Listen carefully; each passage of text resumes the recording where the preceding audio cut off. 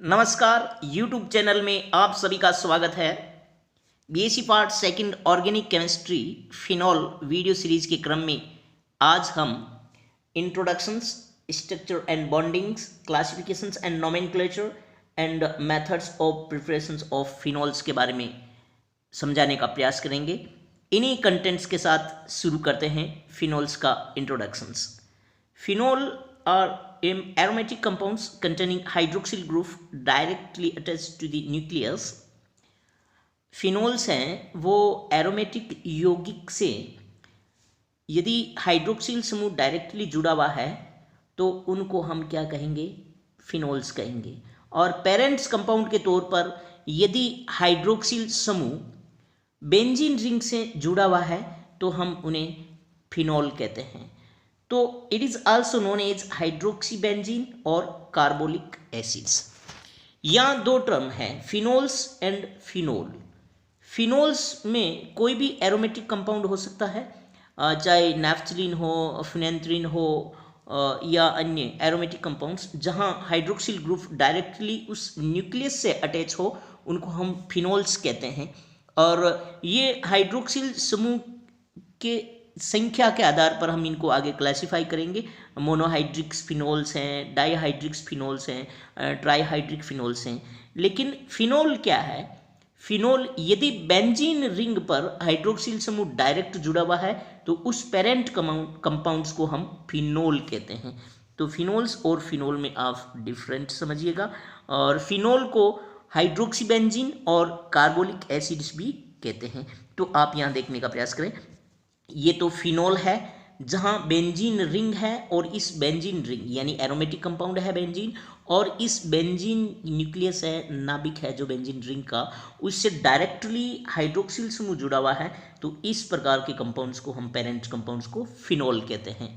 और ये फिनोल नाम से भी आपको उच्चारित हो रहा है फिनोल, इनोल, यानी कि यहाँ इनोल फॉर्म है वो एग्जिस्ट करती है, मोर स्टेबल होती है। स्ट्रक्चर एंड बॉन्डिंग में हम समझाने का प्रयास करेंगे इनोल फॉर्म्स क्यों स्टेबल है फिनोल के अंदर। ये नाम यहीं से आया, इनोल फॉर्म से।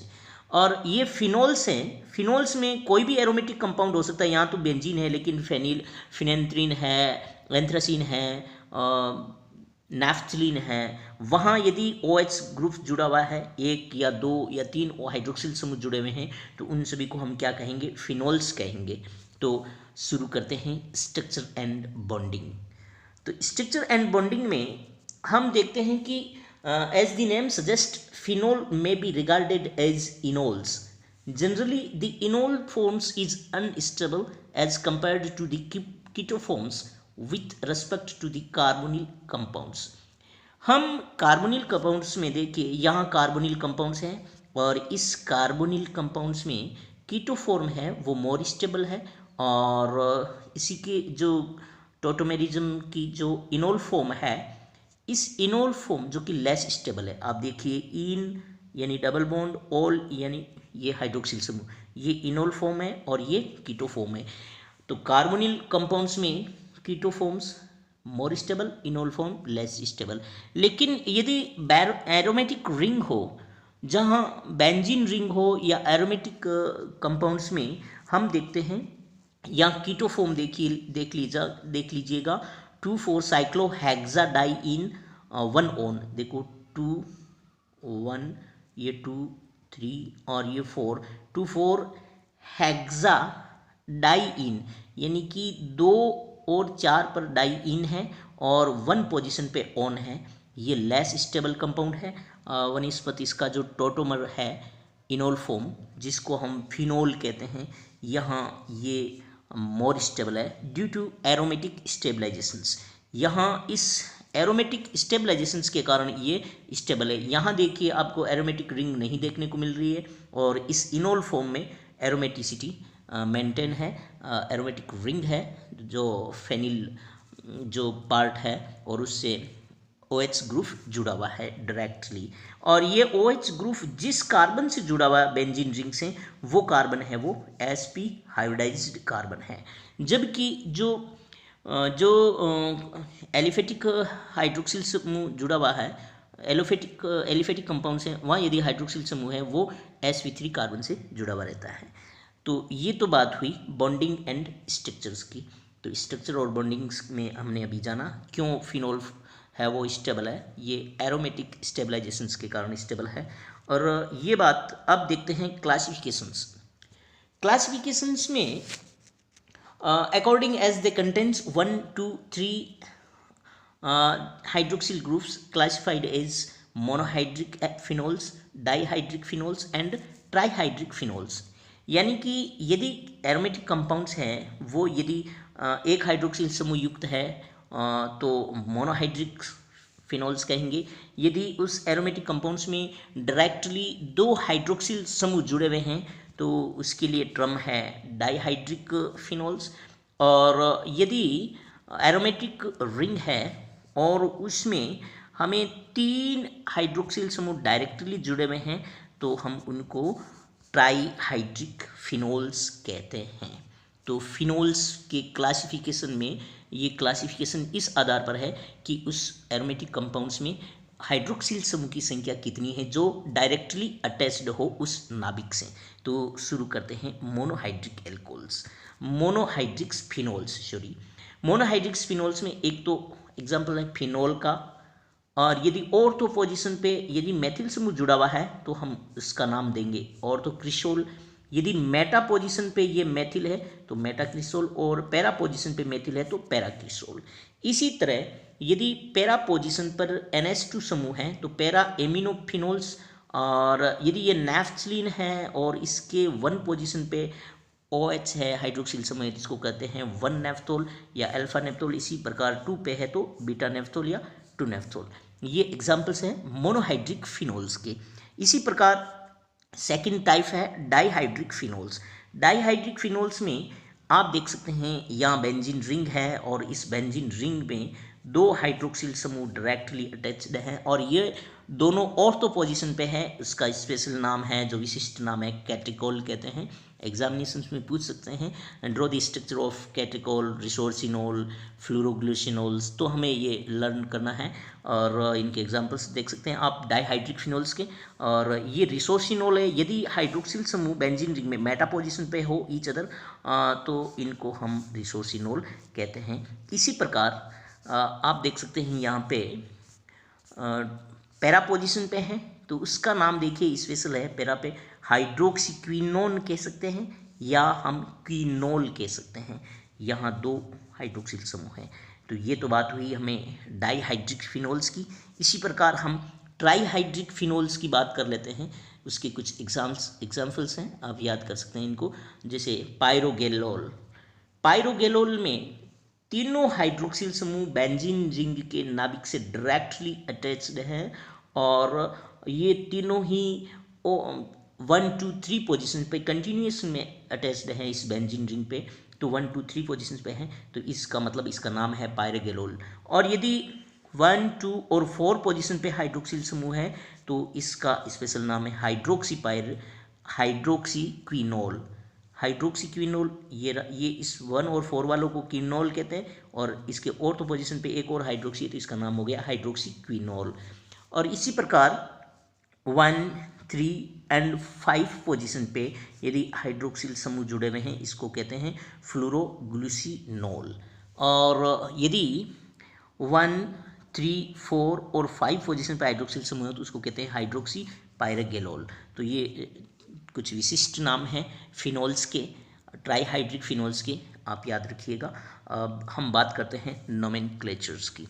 नोमेनक्लेचर्स में जैसा कि हमने अभी देखा पायरोगेलोल्स, फिनोल्स, हाइड्रोक्सीक्विनोल्स, फ्लोरोग्लूसिनोल्स, कैटेकोल, फिनोल, ये कुछ विशिष्ट नाम भी हम देते हैं इन फिनोल्स को। और इन विशिष्ट नाम के अलावा इन फिनोल्स का IUPAC नामकरण भी हम करते हैं।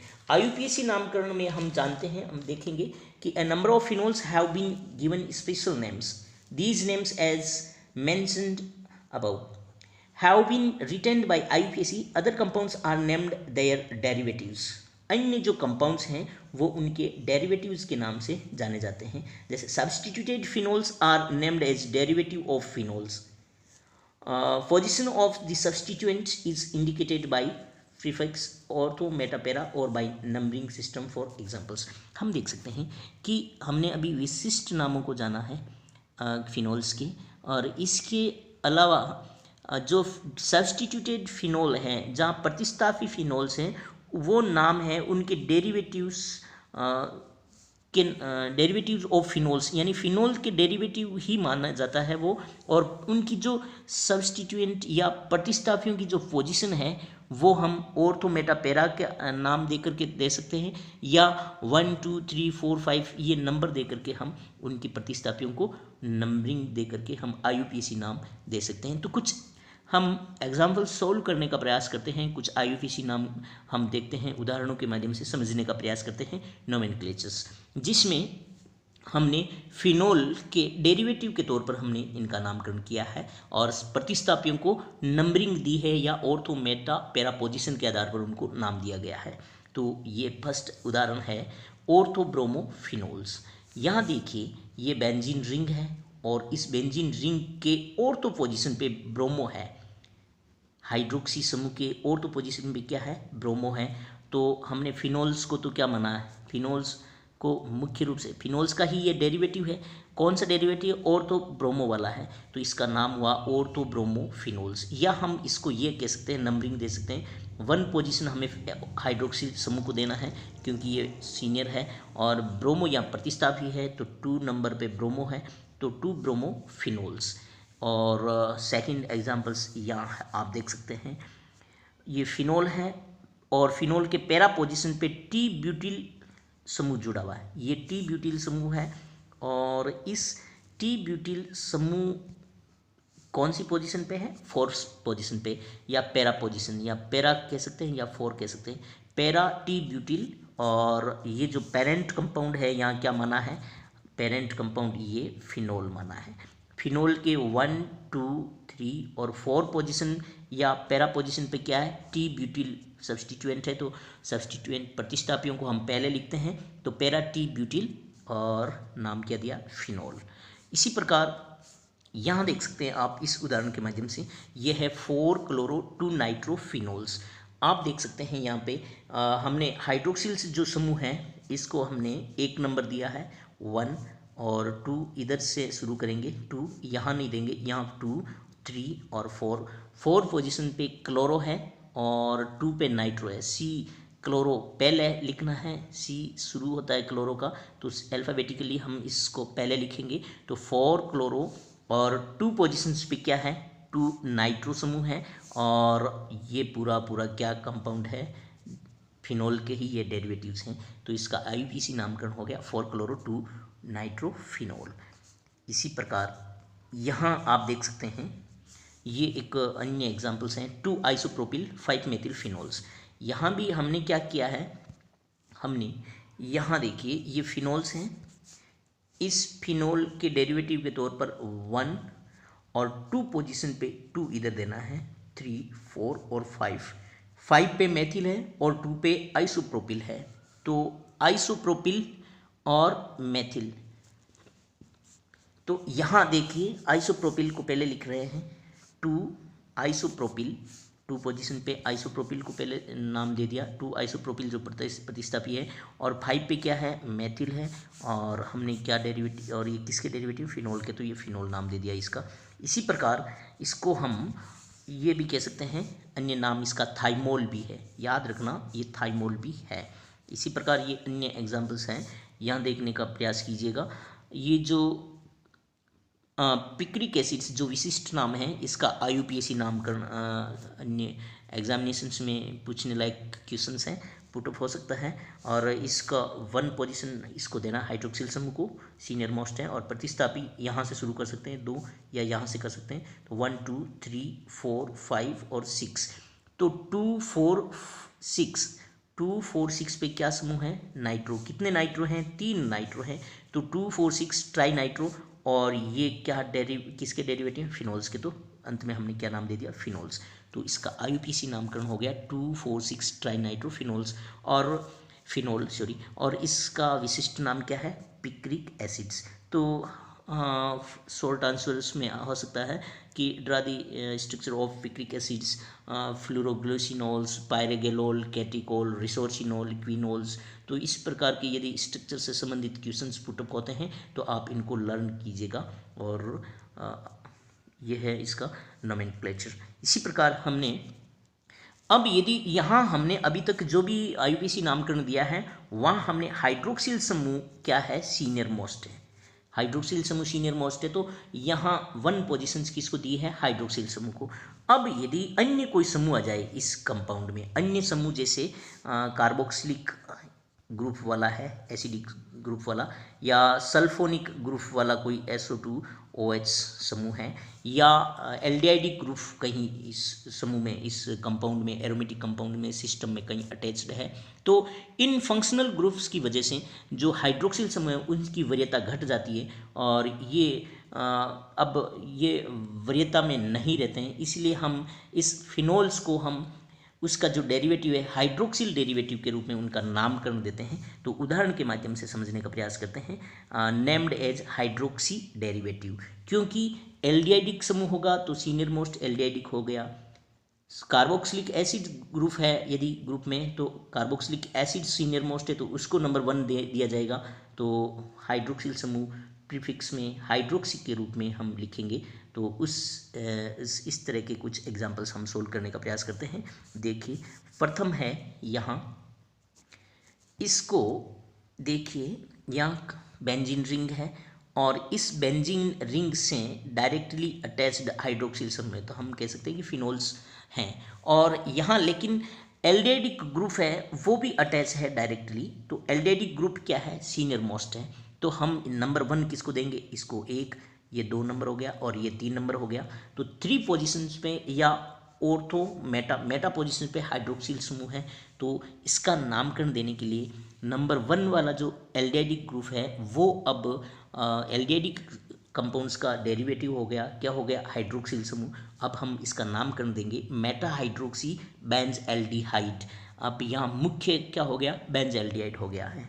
इसका नाम बेंजीन से एल्डिहाइडिक ग्रुप जुड़ा हुआ है तो बेंज एल्डिहाइड, और हाइड्रोक्सिल समूह यहाँ सी जूनियर है इसलिए ये हाइड्रोक्सी प्रतिस्थापित रूप में हमने इनको पहले लिख दिया है, और उसकी पोजीशन 3 हाइड्रोक्सी लिख सकते हैं या मेटा हाइड्रोक्सी बेंज एल्डिहाइड। तो इसका यूपीएससी नामकरण इस तरह करना है, जहाँ हाइड्रोक्सिल समूह से उच्चतर जो सीनियर क्रियात्मक समूह जुड़े हुए हों, उस कंडीशन में हमने इनका फिनोल्स का जो नामकरण है वो इस प्रकार देना है। इसी प्रकार एक अन्य एग्जाम्पल्स है, यहाँ एसिटिल समूह जुड़ा हुआ है, और यहाँ देखिए ये एसिटिल समूह है, कीटोनिक समूह जुड़ा हुआ है, और ये हाइड्रोक्सी समूह से सीनियर है कीटोनिक।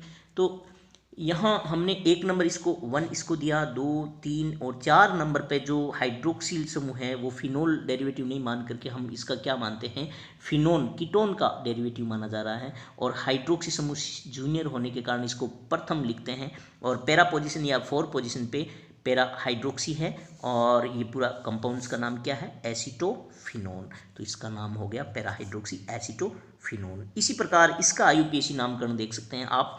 यहाँ कार्बोक्सिलिक एसिड्स ग्रुप है जो कि सीनियर मोस्ट है, और कार्बोक्सिलिक एसिड्स वाला जो ग्रुप, तो हमने यहाँ बेंजीन रिंग से OH हाइड्रोक्सिल समूह भी जुड़ा हुआ है तो फिनोल्स तो है, लेकिन यहाँ अब एसिड कार्बोक्सिलिक एसिड है वो सीनियर मोस्ट होने के कारण आईयूपीएसी में हम कार्बोक्सिलिक एसिड्स का डेरिवेटिव मानते हैं हाइड्रोक्सिल समूह को, और 1 नंबर इसको दे दिया 1 और 2 नंबर हाइड्रोक्सिल समूह 3, 4, 5, तो 2 पोजीशन पे या इसका ऑर्थो पे यदि क्या है, ऑर्थो पोजीशन पे हाइड्रोक्सिल समूह, तो इसका नाम हुआ ऑर्थो हाइड्रोक्सी। और ये किसका डेरिवेटिव मानते हैं, बेंजीन के साथ कार्बोक्सिलिक एसिड जुड़ा हुआ है तो इसको कहते हैं बेंजोइक एसिड। तो बेंजोइक एसिड्स का ये हाइड्रोक्सी डेरिवेटिव है, तो ऑर्थो हाइड्रोक्सी बेंजोइक एसिड्स, ये इसका नामकरण हुआ है। और ये हमने अभी इसको हम एक विशिष्ट नाम से भी जानते हैं, salicylic acids. Salicylic acids structure ध्यान में रहे, ऑर्थो पोजीशन पर हाइड्रोक्सी समूह हो बेंजोइक एसिड्स के, तो हम उसको सैलिसिलिक एसिड्स कहते हैं। अब बात करते हैं general methods of preparations of phenols. Phenols के बनाने की विधियाँ। फिनोल्स के बनाने की विधियाँ में प्रथम विधि जो औद्योगिक विधि है, महत्वपूर्ण विधि है, फ्रॉम कोलतार। कोल तार से हम फिनोल्स को कैसे प्राप्त करते हैं, तो आइए देखते हैं, समझने का प्रयास करते हैं कि the middle oils and heavy oils fractions of coal tar distillations conditions contains phenols. The middles oil and heavy oils, ये जो मिडल और हैवी ऑयल्स हैं वो इनके फ्रैक्शंस हैं कोल टार के, और इनके डिस्टिलेशंस हैं, इनका जो डिस्टिलेशंस हैं वो क्या रख रहा है, फिनोल्स हैं इसमें। और दीज फ्रैक्शंस आर कूल्ड, हम इन मिडल ऑयल और हैवी ऑयल्स जो कि फ्रैक्शंस हैं कोल टार के, इनको हम ठंडा करते हैं सो दैट कूल करने पर नैफ्थलीन है वो क्रिस्टलाइज हो जाएगी। और जब नैफ्थलीन उस मिडल और हैवी ऑयल्स जिसको ठंडा करने से क्रिस्टलाइज हो जाती है, हम उसको फिल्ट्रेट आउट करके सेपरेट कर लेंगे, और जो शेष बचा मदर लिक्विड है इसको हम एक्वस सोडियम हाइड्रोक्साइड्स के साथ हम ट्रीट करते हैं। तो फिनोल्स तो हम क्या देखते हैं, ट्रीट करते हैं, तथा फिनोल्स बीइंग वीकली एसिडिक, तो और फिनोल्स हैं वो हल्का अम्लीय होने के कारण जो सोडियम फिनोक्साइड्स का साल्ट बनता है, और ये सोडियम फिनोक्साइड्स का साल्ट है वो डिजोल्व है एल्केलाइन सॉल्यूशंस के अंदर, और this solution is allowed to cooled, और हम इस सॉल्यूशन को ठंडा करते हैं, और carbon dioxide gas passed out करने पर हम जो डिकम्पोज हो जाएगा sodium phenoxide into free phenols के अंदर। तो हम इस औद्योगिक मेथड्स में हम फिनोल्स को इस प्रकार प्राप्त कर सकते हैं कि कोल्टार के जो फ्रैक्शंस हैं हैवी ऑयल्स और मिडल ऑयल्स, उसको हम क्या करते हैं, ठंडा करते हैं। ठंडा करने से फिनेंथ्रीन है वो क्रिस्टलाइज आउट हो जाएगी, और मदर लिक्विड है उसको हम सोडियम हाइड्रोक्साइड्स के साथ ट्रीट करते हैं, और सोडियम हाइड्रोक्साइड्स के साथ ट्रीट करते हैं, तथा फिनोल्स हैं वो हम जानते हैं कि हल्का अम्लीय है, तो वो सोडियम फिनोक्साइड्स का साल्ट बन जाएगा, और ये सोडियम फिनोक्साइड्स का जो साल्ट है वो एल्केलाइन सॉल्यूशन में घुलनशील है, तथा इस सॉल्यूशन को ठंडा करते हैं, और कार्बन डाइऑक्साइड गैस पास करने पर हमें जो सोडियम फिनोक्साइड है वो टूट जाता है, डिकम्पोज हो जाता है किसमें, फिनोल्स में, और इस प्रकार हम फिनोल्स प्राप्त कर सकते हैं कोल तार से। तो the aqueous layer is removed, और जो जलीय लेयर है वो रिमूव की जा सकती है, washed several time with water and then subject to fractional distillations to afford different phenols, और हम इसके फ्रैक्शनल डिस्टिलेशन से हम डिफरेंट प्रकार के फिनोल्स को प्राप्त कर सकते हैं। यहाँ देख सकते हैं ये फिनोल है, हल्का अम्लीय होने के कारण जो हम सोडियम हाइड्रोक्साइड मिलाते हैं तो फिनोक्साइड आयन बनता है, और इस फिनोक्साइड आयन वाले इस लिक्विड में हमने CO2 पास की तो ये किस में टूट जाता है, फिनोल्स में टूट जाता है। तो इस प्रकार हम कोल तार से फिनोल को प्राप्त कर सकते हैं। और सेकंड मेथड है bye fusion of sodium aryl sulphonates with sodium hydroxide. ये सोडियम एरिल सल्फोनेट है, ये सोडियम एरिल सल्फोनेट है। सोडियम एरिल सल्फोनेट SO2ONA+, इसको हम क्या कहते हैं, सोडियम एरिल सल्फोनेट।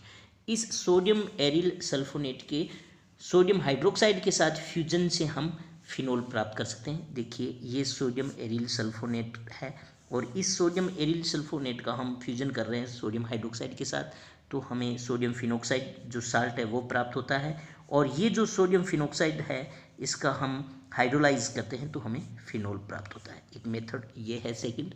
और थर्ड मेथड है by hydrolysis of diazonium salt. Diazonium salt है उसका हाइड्रोलाइसिस करने पर भी हमें फिनोल प्राप्त होता है, ये भी एक मेथड है। तो डाईएजोनियम साल्ट कैसे बनाते हैं, एनिलीन है, एनिलीन का सोडियम नाइट्राइट और HCl के साथ टेम्परेचर मेंटेन रखना अपन को 0 डिग्री से 5 डिग्री सेंटीग्रेड तक, तो हमें बेंजीन डाईएजोनियम क्लोराइड या ये एक साल्ट मिल रहा है, डाईएजो साल्ट बोलते हैं जिसको, और इसका हाइड्रोलाइज करने पर और थोड़ा गर्म करने पर हमें क्या मिल रहा है, फिनोल मिल रहा है, और नाइट्रोजन गैस बाहर निकल रही है। तो ये थर्ड मेथड है हमारा हाइड्रोलाइज बाय डाईएजोनियम साल्ट। तो आज के लिए इतना ही।